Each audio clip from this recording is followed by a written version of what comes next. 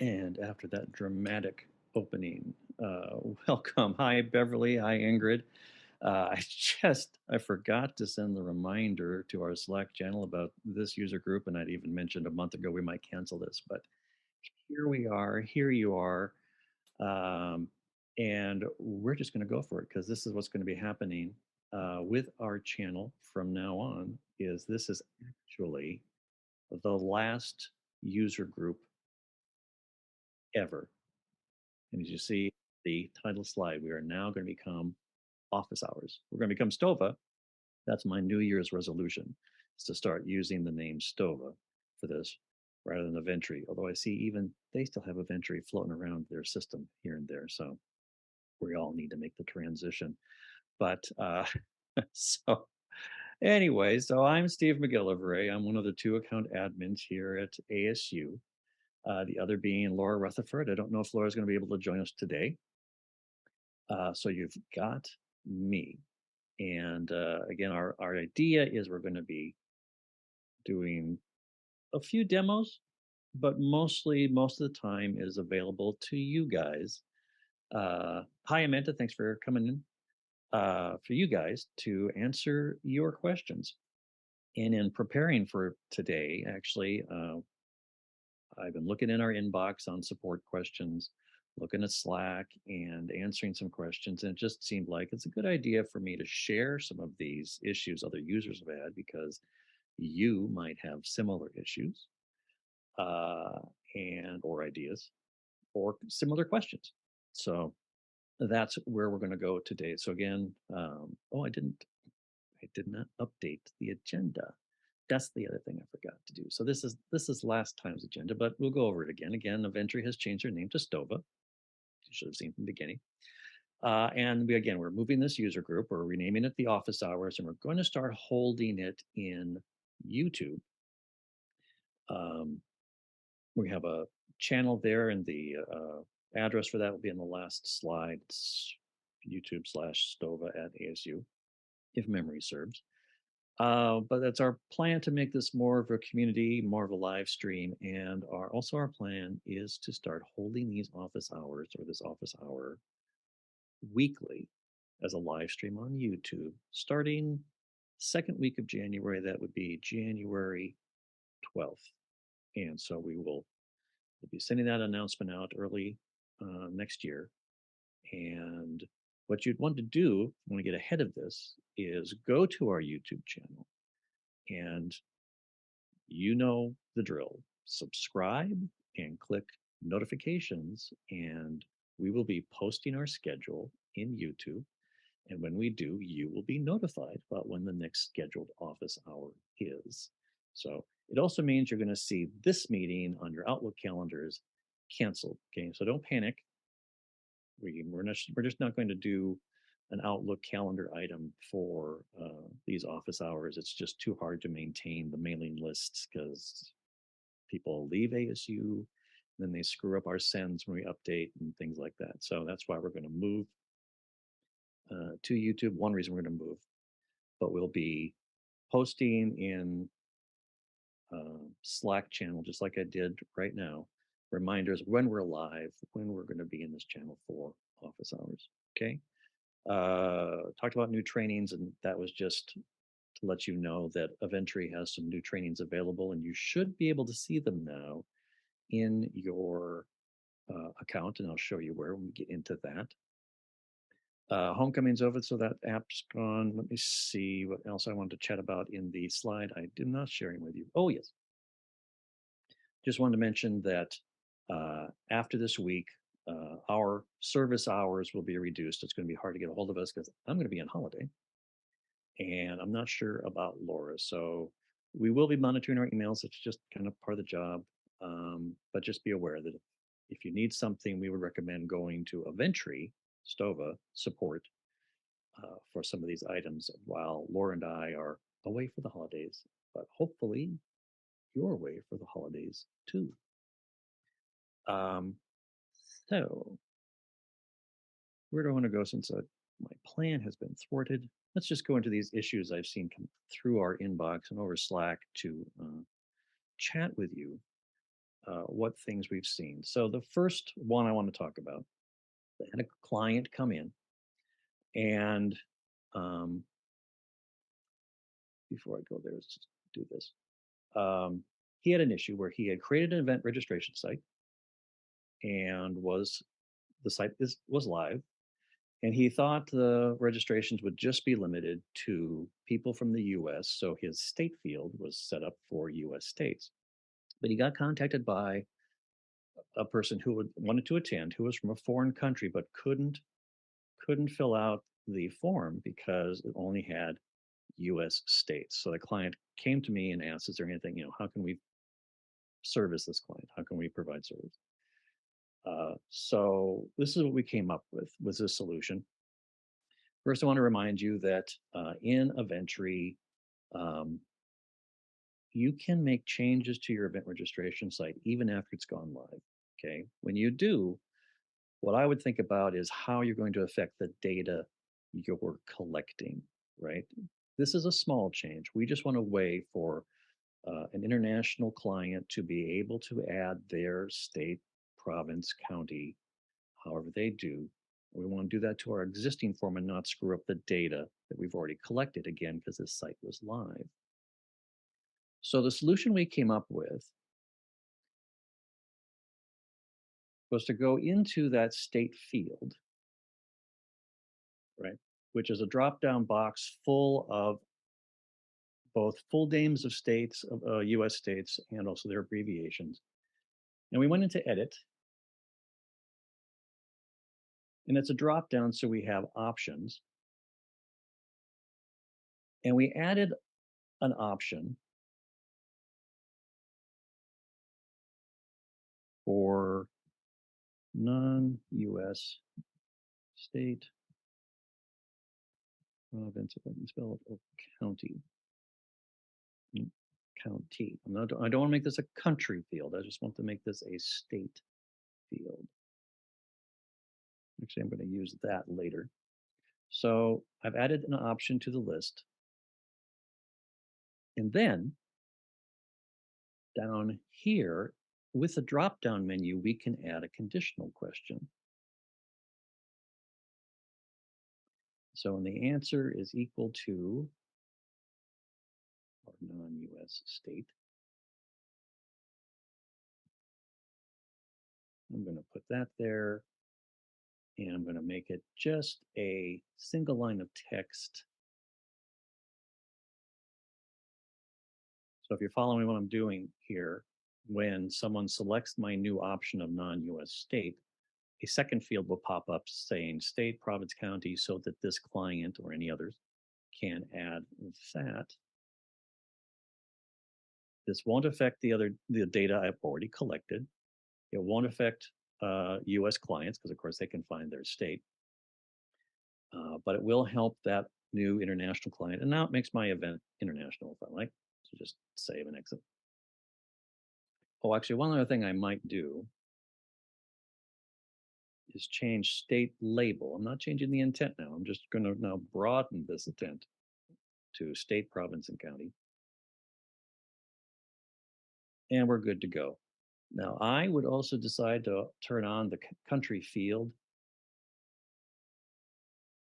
Not this has become international. I guess we might collect the country information. I'm going to save that change. And what I wanted to point out too, in the country field, since you still expect the clients mostly to be coming from this country, we can set a default value so it defaults to the United States. And again, I'm in the country field. I just went to the bottom. And when you use a drop down menu like we do, it automatically loads all those options. So it's going to default to the US. So clients are in the US, they want to do a thing. They just see US, fine, let's go. Anyone who's from another country can select theirs. Okay, so that's how we solved that client's issues. So any questions about that or any questions that are triggered by that kind of a problem? You can unmute your microphones or you can Hey, Steve, I have a question Yep. regarding that. Uh, kind of two questions. Um, so when you made that change, and that was to one of those ones that has that little computer icon thing, so that means it's like a global field. Um, that yeah, a system field, and it's expecting that. So you're able to make those changes within there, but it will still not mess up the system. Um, Correct. okay. Correct. Uh, but that's a great question. And in case you're, I never know who's in the room, so I'm going to give you an answer that's for all levels of experience. So what Amanda was referring to is this little blue icon here, what I call the monitor icon. This indicates an account level field. So this is an account or a field that is used in the big database and Eventry. Whenever data is entered here, it can be accessed by other event registration to pre-populate. And when we do trainings, we normally tell you do not change the intent of the field. It's okay to adjust for your needs, but don't change the intent. So here I haven't changed the intent. It's still collecting states, although now it might be used for states of other countries. It what you once you've made this field in your own event, whatever you change here will not affect the account level. Okay, that's something that we program already, and yeah, that doesn't feed back like that. So that's a great question. Um, what do I mean by changing the intent? Well, for example, I would not use a account level field like state and change it to what's your favorite color and then give them options of red, green, blue, right? That would be changing the intent of that field. If I need a field like that that's asking what's your favorite color, I could make an event level field. It's just going to show up in this event registration and any clones of this event registration I make, but it will just be limited to data collected in this registration. And I can make as many event level questions as I like. So the problem when you ask a guy that knows it all, he gives you a bigger answer than you probably wanted. So anything, anything else related to this, to changing fields or dealing with changes in the middle of a live registration?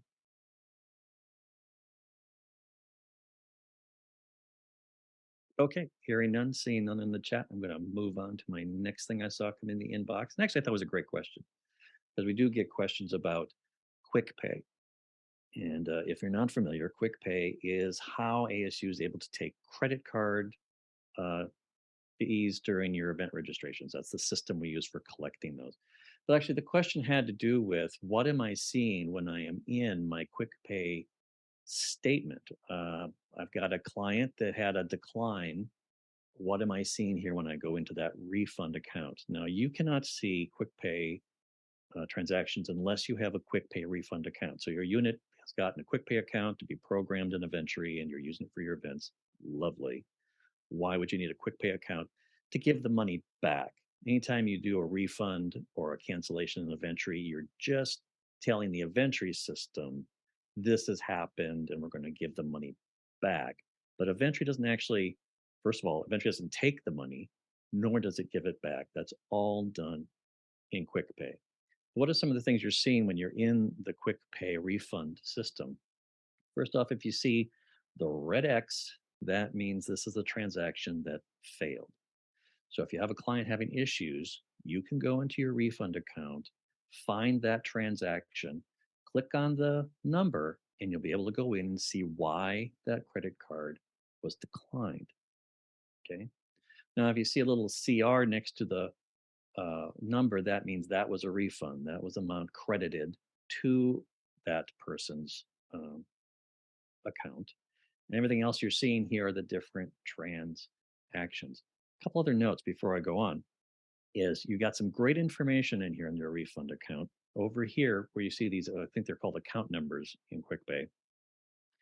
This first number is the event registration number in Eventry. So if you just want to see what transactions have transpired in your event, that's how. But even more useful than that, the second number is the reference number, the confirmation number of your attendee. So when I'm looking for a transaction to refund, That's what I use. I copy the conference number from the registrant list of that person, go into my QuikPay refund account, just use a browser search to find it after I've gotten the list of transactions in that account. And that way I'm able to quickly locate that specific transaction. But getting back to these failed transactions, to see what the error is, just click on that number and you're going to see something like this at the top of the screen, right? It'll tell you pretty specifically what happened. And this is information you can pass back to the client who's having trouble uh, to explain why their transaction didn't go through. Okay, so you can eliminate of entry and go right into QuikPay and see, okay, this is why there's an issue with your credit card. And as you can see, and these are all pulled from ASU accounts, ASU QuikPay accounts. You know, it could be any of these things trigger. I have heard of business accounts that got canceled by the finance department, and the person holding the credit card didn't know that, right? So those things just happen. 99 times out of 100, maybe even higher odds, it's always a problem with the credit card that gets it declined when they're trying to make a payment and you get an error in your event registration. Okay. When are there errors in event entry? Well, there can be, rarely, they can be. But what you should be looking at your event is make sure that your event is set up properly. To check that, go into your payment settings. Now I'm going to be adding a QuikPay to my little demo here because I didn't do it before the show started. So you would have selected QuikPay.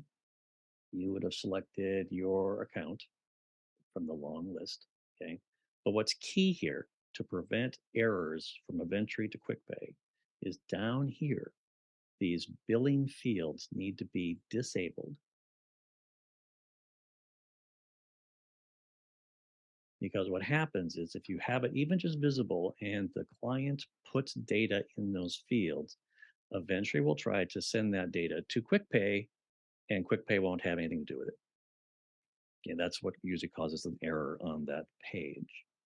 And when you have an error like that, what you will see is the person will be, first of all, incomplete. They can't finish their registration. They'll be in the incomplete section. And they'll have a notation saying QuikPay pending. Okay. There's really no way to clear that. I would recommend, again, checking your settings. If you did have this as an error, go through and clear it so you won't have it again, and then ask your registrant to go back and try it again from a brand new registration. Okay. They could try from the incomplete emails if you've corrected, or the incomplete registration email they will get if you've changed this, but you may have to just have them do it all over again. Okay. Um, Now, and this is if you use the QuikPay portal. If you're from Alumni Association, you have a different set of rules.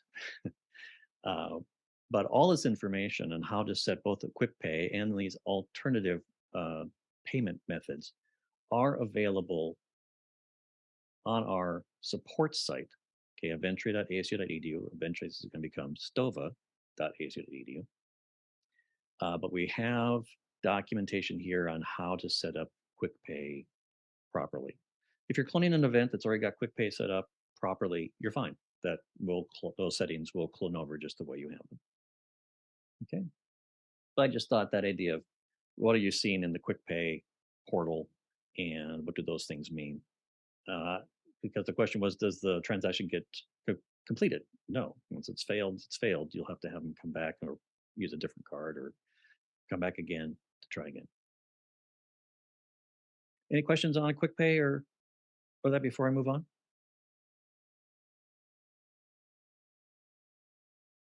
Seeing some more people come in the room. Well, hi, Cheryl. All right, next. How you doing? I'm well, thank you. Good to be here. All right, good to have you. Another thing that's come up to remind you is that some people who are cloning their old events are still getting the uh, eventscloud.com URL over here on their event URL, and that we now have a feature for you called URL masking, which will allow you to use this specialevents.asu.edu domain in your events. And you can turn it on in any of those older registrations you're cloning. To do that, you want to go under Advanced Settings, General Settings, and scroll down to the bottom. Under Other, you'll have this Select Event Domain. So if it's blank, you see that, it's going to be the eventcloud.com. Okay. And if you want it, you just click specialevents.asu.edu and click Save and Stay. And then your event URL will use our new ASU branded link. Now, if you're just going to put this link behind a button in an email or a web page, it really doesn't matter what the URL looks like. But why I like it and why we made it default on our templates is that when people click on that button, they will see the URL special events up here. And I think that will give people a little extra security, a feeling that they're in the right place because it's an asu.edu domain. And that's why we did it. Now you can also use the feature on the event info basic details page of this event URL. Again, if you want to use this in spell out the URL in the body of an email or a poster, you can use this to create another short link.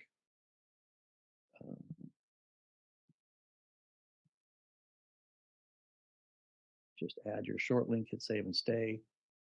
And then what used to be, I don't know if you saw that, so what used to be the event number is just changed to that short link. Okay. Now, don't get that confused with this custom redirects. That's a whole other feature. And that's the reason for this, the reason for the support conversation. So if you just want to change the domain to asu.edu, go to advanced settings, general settings like I just showed you, and you can still use this. Okay.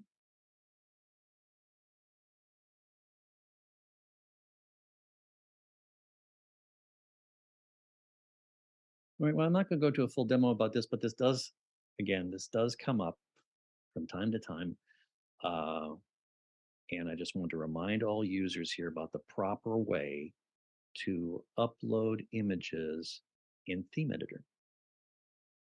Because what I see, or what our client was seeing, was they had uploaded an image to the header, but eventually that image disappeared and a picture of a broken link appeared.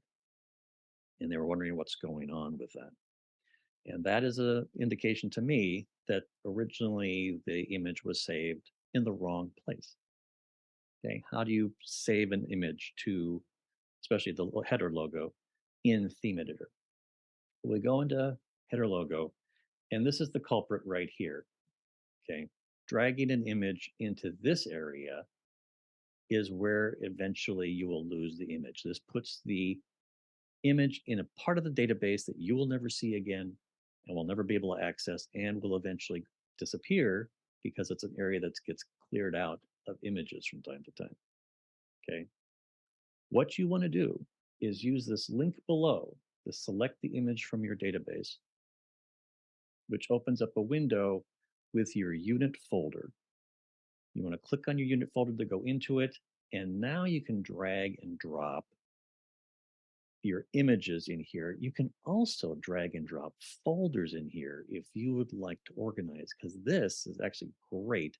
It's your way to get into your own images database section and make changes.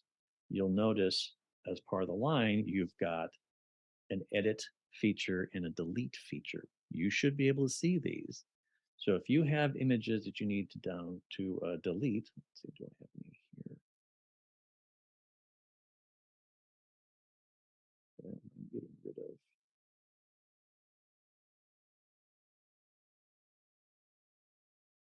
Two things. If I just want to delete it, absolutely, I can just click that. It's going to ask me, are you sure you want to delete it from the database? Yes, I do. And it's gone. If you need to edit the image, say you uploaded an image that was too large for your purposes, you can now resize or crop it from within Theme Editor here by finding that image and clicking the Edit button.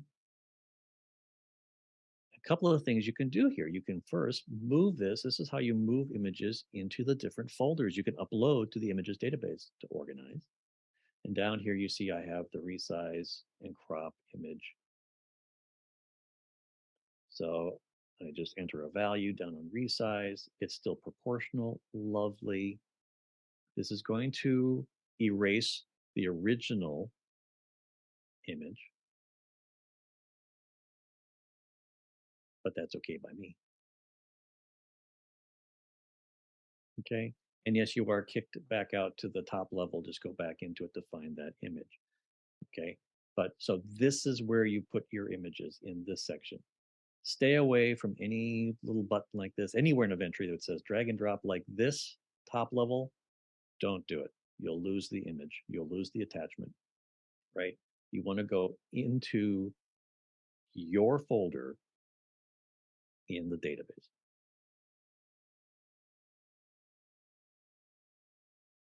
Hey, any questions about that?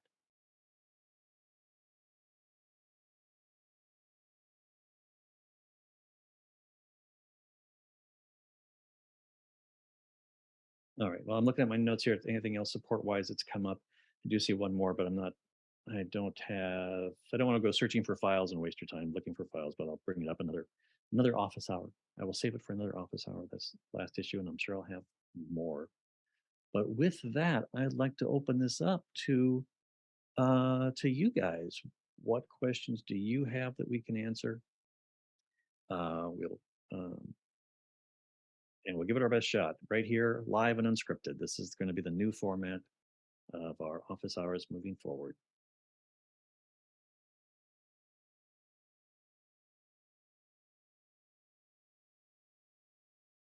I don't have any questions, Steve. I just kind of came along for the ride to learn. Well, that's great. No, that's great. I have quite a few YouTube streams that I watch, and it's the same thing. They're demonstrating the same software, but I'm there to see what comes out this time or what questions other people have. Because like this, like with support tickets we get, I know that a lot of us have the same issues and same questions that come up. And I also know we have a lot of people who have a spectrum of experience with STOVA, with Inventory, that we're trying to address. A lot of newbies. Oh, and while I'm talking about two people, this is another support question I do get from time to time. And that is, you might not have been in STOVA for a while, and you forgot how to sign in, or somehow for some reason you've been taken to, let's see if I've got it here, the Inventory login page that looks like this, and you've tried to log in and it's failed on you. And we during our training, same thing. We tell you, if you see the blue screen, you see two fields here looking for your credentials, you're in the wrong place. Okay. And if you are using your STOVA/Inventory account for your unit, you'll be using your ASU credentials to log in. Oh, there's Laura. You'll be using your ASU credentials to log in. You don't need two fields, you need one. If you see the blue background, you're in the wrong place. What you want to do, we suggest, is go to our home page, Inventory.asu.edu, and use the button, right? Use the login to Inventory, and that will take you to the ASU single sign-on, which you're familiar with. And then you enter your ASU right credentials. Even if you do try to sign in on the blue page, it will fail after 3 attempts. And even they'll say, oh, this is how you reset. Yeah, that doesn't work. And then you usually contact support. And you may or may not get the right answer from support. Even if you get the 3 strikes, you're out on the blue screen, you can still go to our support page, click the login button here, and be taken to the ASU single sign-on to get into your account. Okay. Now, the only caveat to that instruction is if you are a member of a service group. ASU service groups include staff council, Commission on Status of Women is another MECA. There we've set up some special accounts for you that do log in a different way. But for the majority of our users who are using it for their units, it's your ASU Right credentials through the user account. Okay. Hi, Laura, started without you.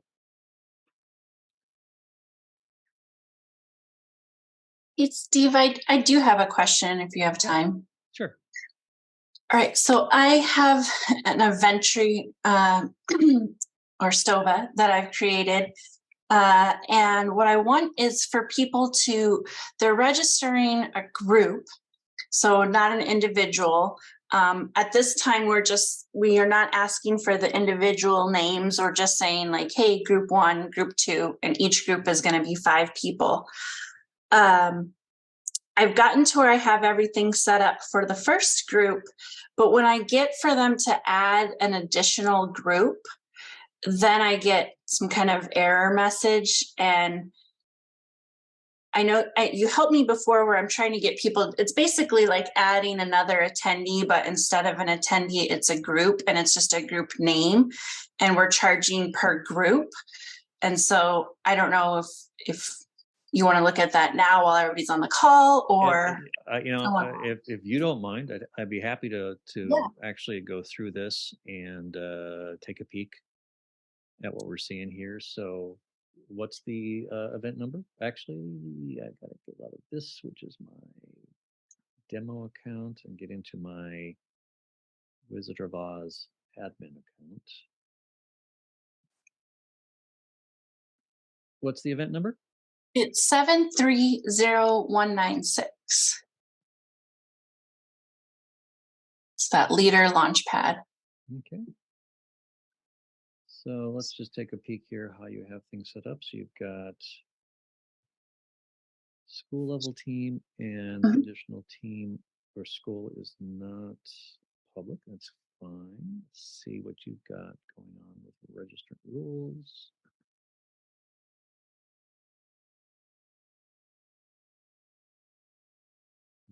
Okay.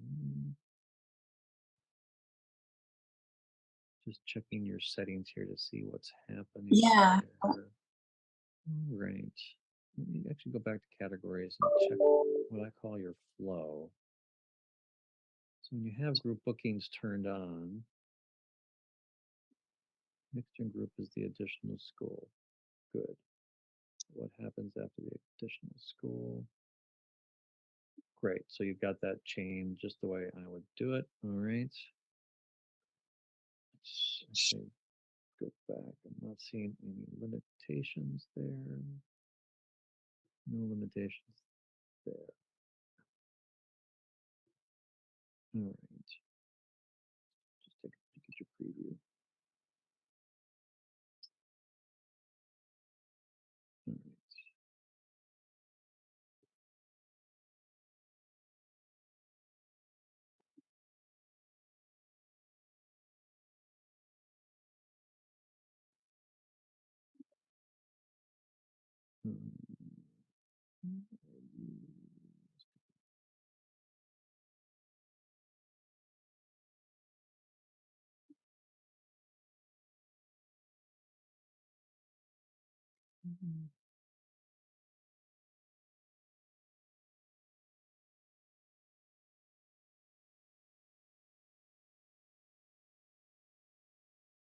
Curious to see how this works.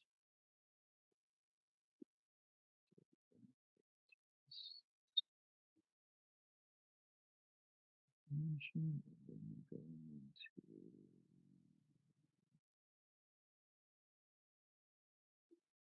Teams. And so here's where it gets stuck. It says register an additional attendee by entering their email address. So of course my cat has thoughts about that. And then when I go to register, if I click the button to register nothing or another, it just keeps giving me that same screen again. And I can't actually register another.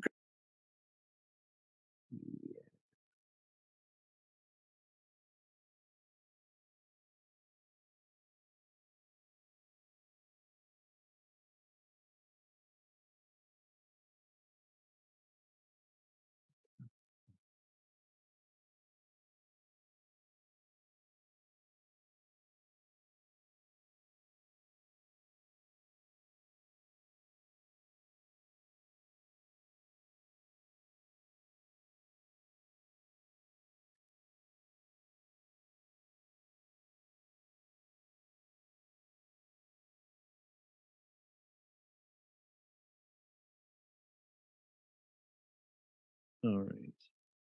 My educated guess, and it is a Uh-huh. guess, is you don't have your first name, last name, and email address fields visible to additional schools. Yeah, but I don't need an email address. I just honestly need the school name for the additional, because we're still gonna use the one email.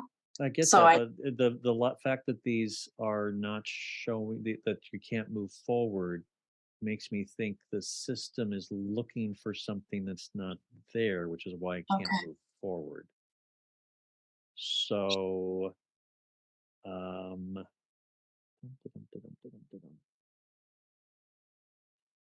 can you do? What can you do? Another thought I had, and this would be kind of a workaround, would be to have as a category, instead of school group one, have people ahead of time, like how many groups will you be registering, and have those be the category, like I'm registering one school, I'm registering two schools, and if they select that two schools category, then on the attendee information it says enter in all the schools. That was going to be my workaround. Hmm. Yeah. Um,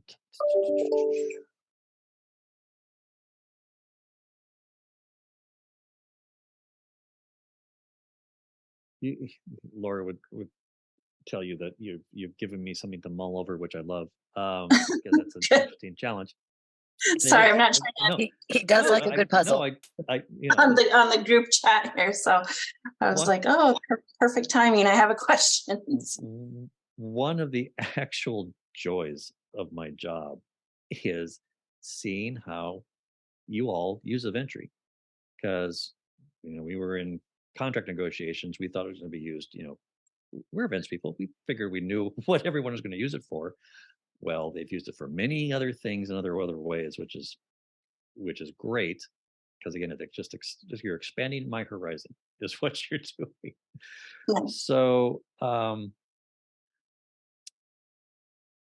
this might be as far as my knowledge can go with Eventry. It might actually require contacting Eventry directly or STOVA directly to see if my theory is correct. I would wonder if we could make them visible in the category, but hide them by the fact they're an additional registrant, and if that would trick the system. I don't know. And I don't, is this live, or is this still in test? No, it's Okay. still in test mode. Okay.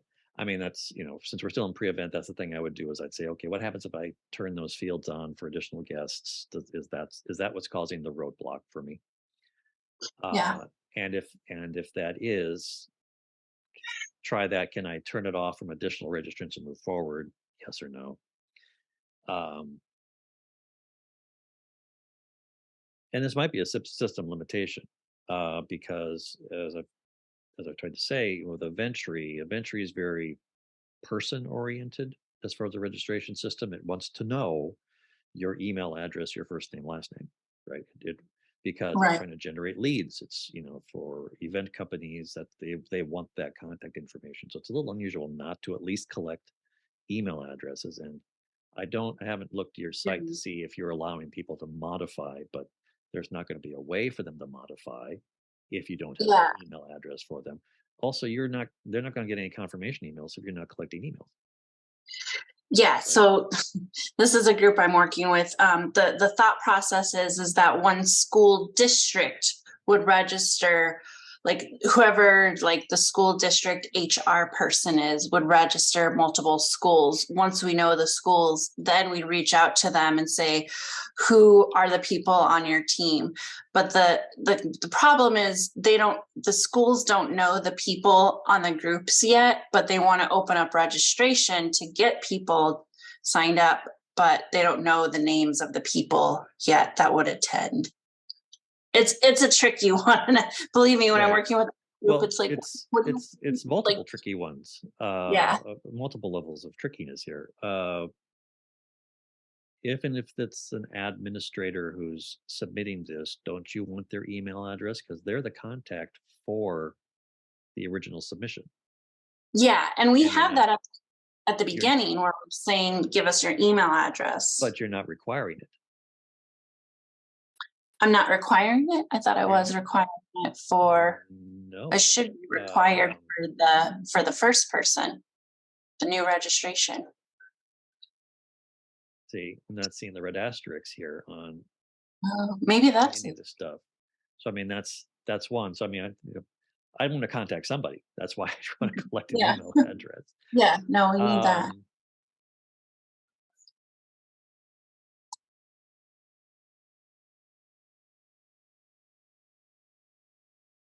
And then I would be curious by making it required. I wonder if that would also help alleviate the issue.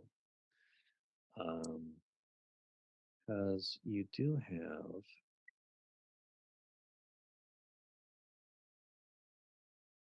is it here?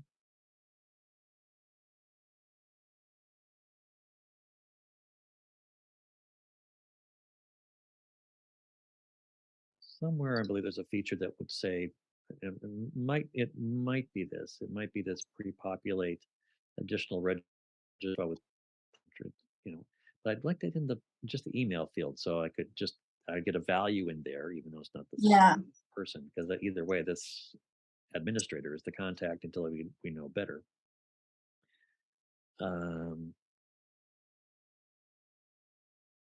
Yeah. Anyone in the hive mind have a different idea, or have faced other similar challenges?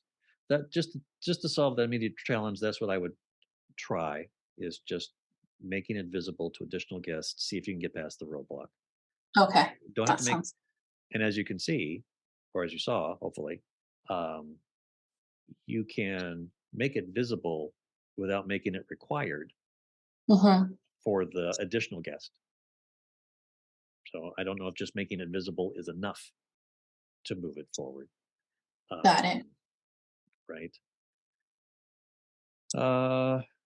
But yeah, no, I think you've got a tricky one here. In some ways, Laura, this sounds similar to what we were dealing with the Alumni Association on one of their events. We were trying to collect group registrations. We wanted to get the numbers in so that we wouldn't go over capacity of the event. But the person, and then we filled in names later. And we filled in names later. You know, we just that's what we're planning on doing.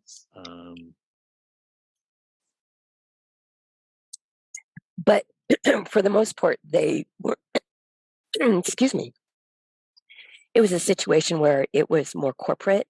So you didn't have a school district doing multiple, right.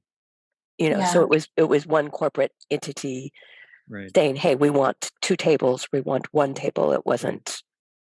And I guess my other question with your setup is, so you've got this HR administrator doing this, wouldn't they at least know one person at that school who would sort of be their contact for this? Couldn't that be the first name, last name, and email address? That could be. I think that's what we put for like the attendee information page. We said first name of school or school system point person.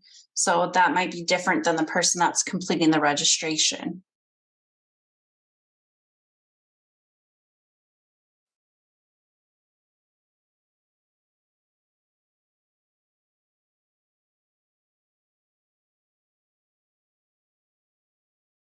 Right.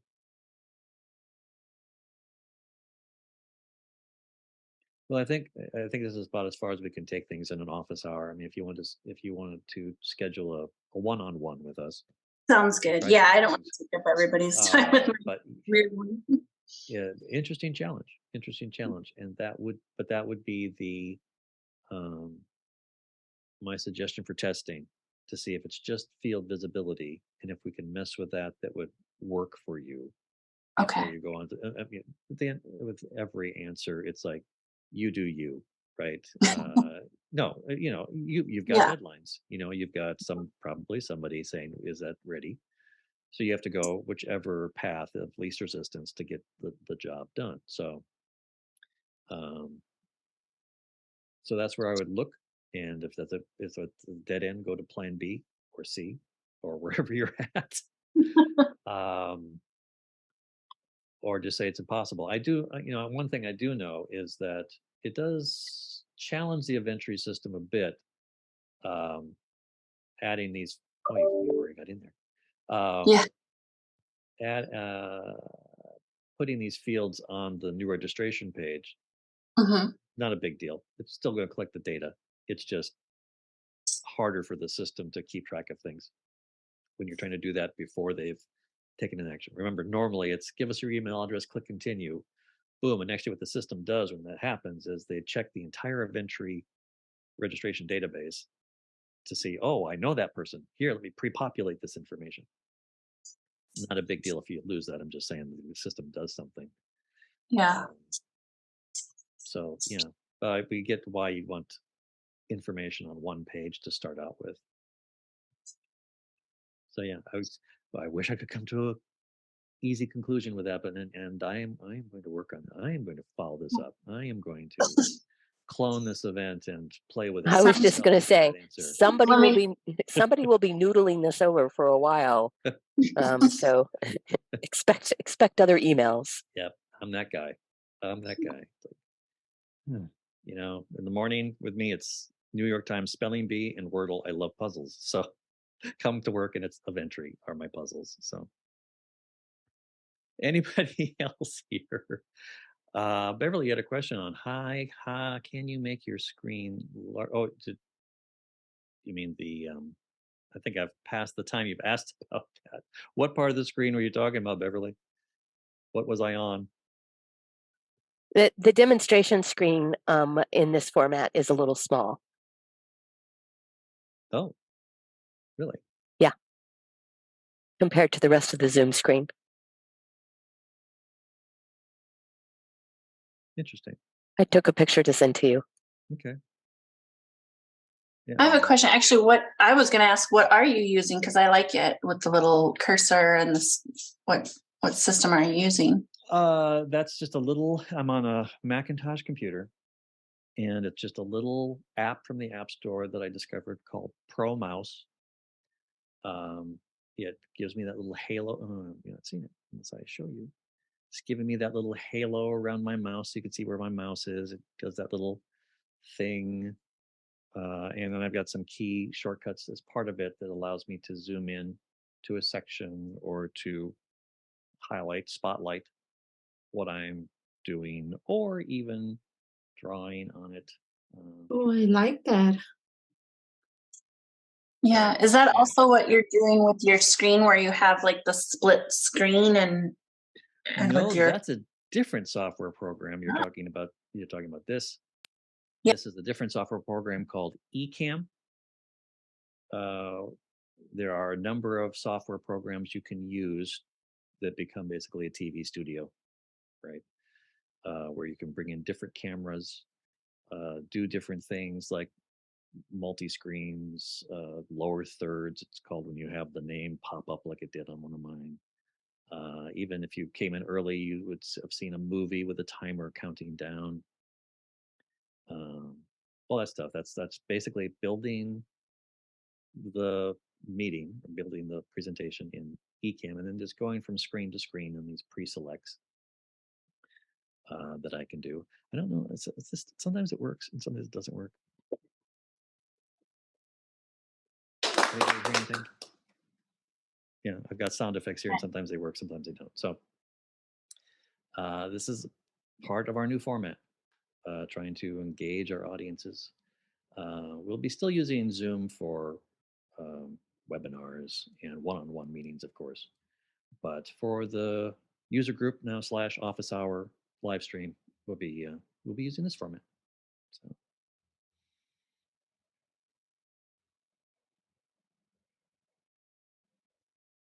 I don't know how I made the screen. Well, whatever I did, wonderful. All right, folks, we got 10 minutes left. Anyone have a question about STOVA inventory? Again, just a reminder, next 2 weeks, we're going to have reduced services. So if you've put in a request for a user account, it may not be available till after the holidays.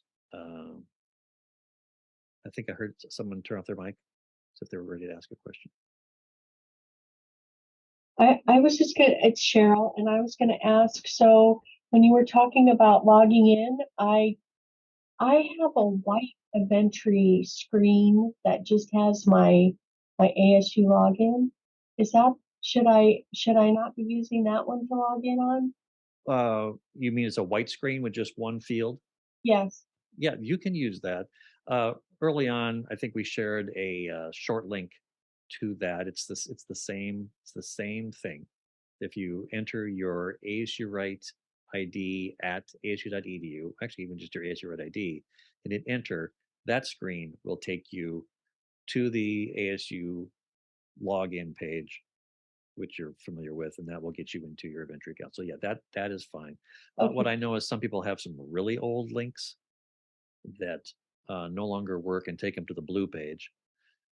Eventry's STOVA is supposed to be programmed so that if you are kicked out of your account, which happens after 30 minutes of no activity, it's supposed to take you to that page, to the white page with the single field to log back in.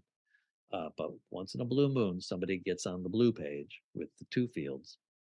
I don't know if they go to the actual Eventry STOVA vendor site and go in that way. I don't know, but again, we see the support tickets of people being confused by it.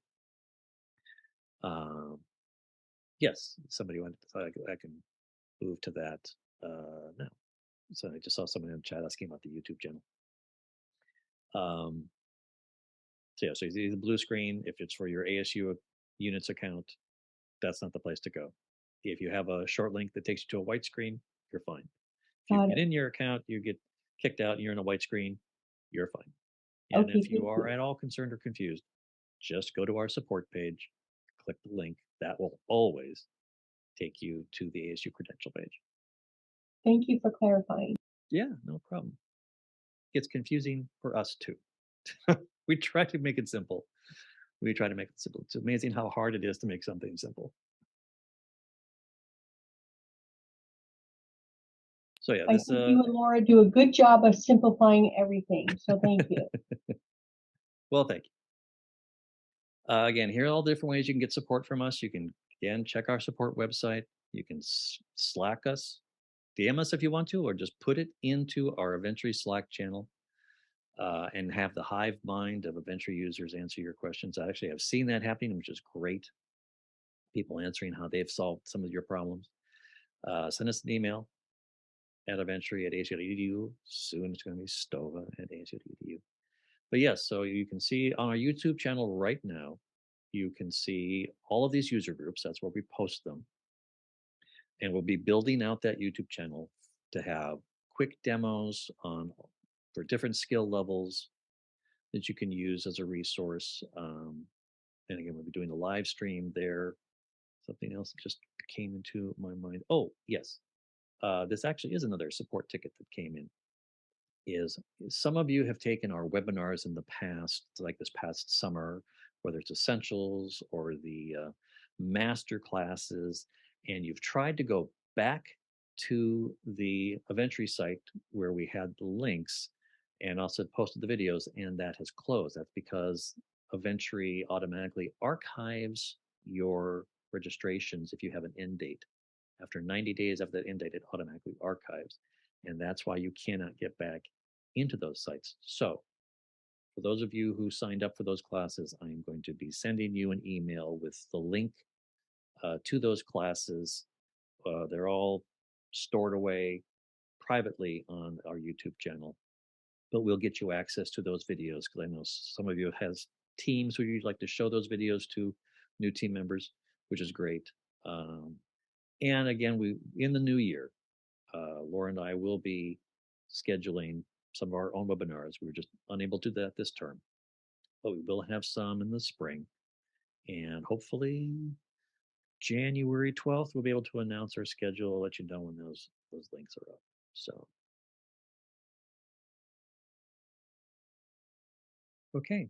Well, I think we're going to call that a wrap, unless anyone has anything they need. If you do, feel free to reach out anytime to any of these support channels to get help. Happy to schedule one-on-ones with you. if you have challenges and just need to get something done quickly. Otherwise, everyone have a happy holiday and a happy new year. And we will see you in our new YouTube channel next year. Okay.